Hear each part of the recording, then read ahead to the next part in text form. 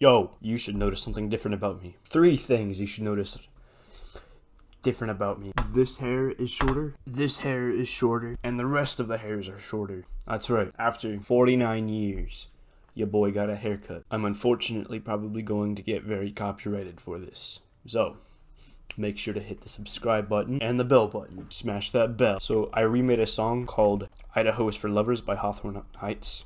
And it's not like completely finished, but I'll just show you what I did here.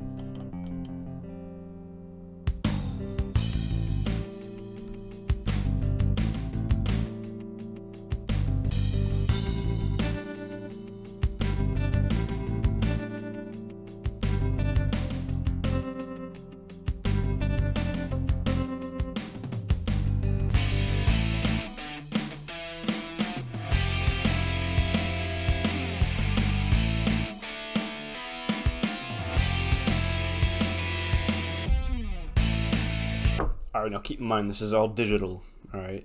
I didn't record guitar or nothing.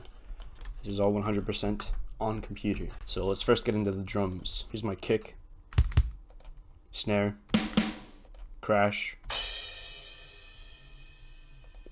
closed hi-hats, toms, ride, and open hi-hat. And you could find all of these sounds just floating around online. Just look up free acoustic drum sounds, blah, blah, blah. You'll find them. The arrangement of the drums is a little bit more complex because if you're just doing trap or 4 on the floor or something, it's just really simple. But when you're trying to do something like this, you gotta use your brain to make it more interesting. Even though I just directly copied someone else's more interesting drums. But you get what I'm saying.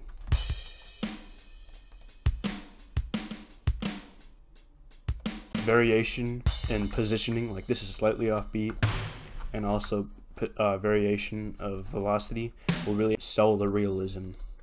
Like it won't be like perfect, but it'll make it sound better. Alright, and this guitar here in this song is panned to the left, and the guitar is using this plugin called Ample Telecaster, or Ample Guitar Telecaster, and I just took off all the effects and recorded it using Fruity Edison,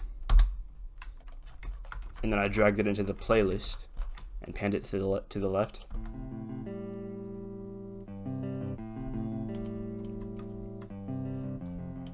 And then for these guitars,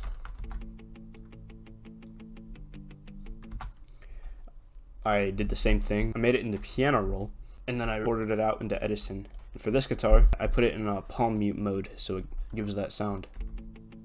And to make it sound wider, I recorded 1, panned it to the left, and then I recorded another one, and panned it to the right, except this time I put just very slight variations in the recording. Just, you know, slightly to the right, slightly to the left. It'll give a really nice wide effect. And that just plays in the background. This guitar, I used a stock FL Studio plugin called Hardcore, and I used a modulator to put an LFO on the volume of the guitar, and I put a reverb on it and made this. For the bass, I actually used a free plugin called Ample Bam P2. I don't know. It's just a free bass plugin from Ample, and that's pretty cool.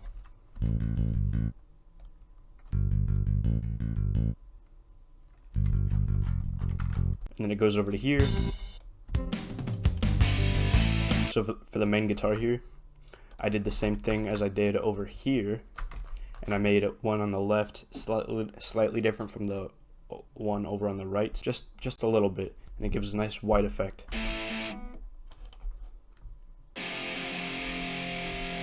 Lead guitar here. It's the same guitar as the rhythm guitar here.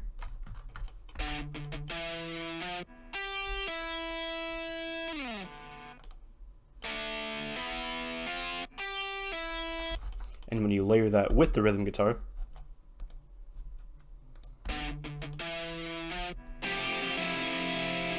and there's a little gap in the melody here that I actually didn't mean to make there, and I was just too lazy to re-record using Edison. So then I just filled it with this reverb.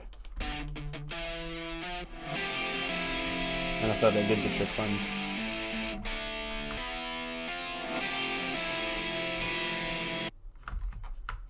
And I put a bass under that. And the drums are just, you know, a little different, a little faster.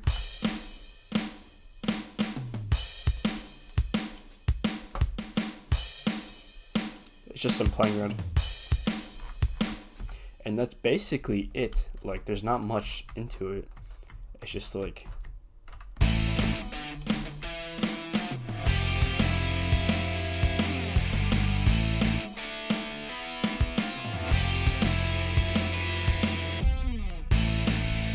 Oh! I'll see you guys eventually. Peace.